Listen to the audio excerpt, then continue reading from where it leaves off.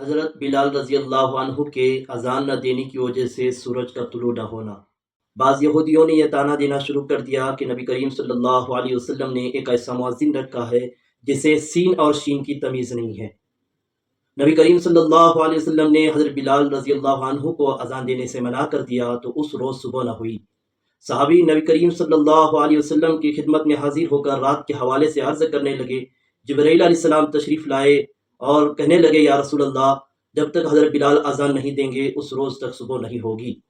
फिर हज़रत बिलाल रज़ी अल्लाह अन्हु ने अज़ान दी और सुबह हुई। और ये भी कहा जाता है कि हज़रत बिलाल रज़ी अल्लाह अन्हु का शीन भी अल्लाह के नज़दीक सीन है। मज़कूरा वाक़िया किसी कुतुब अहादीस और सीरत की किताबों में मौजूद नहीं है।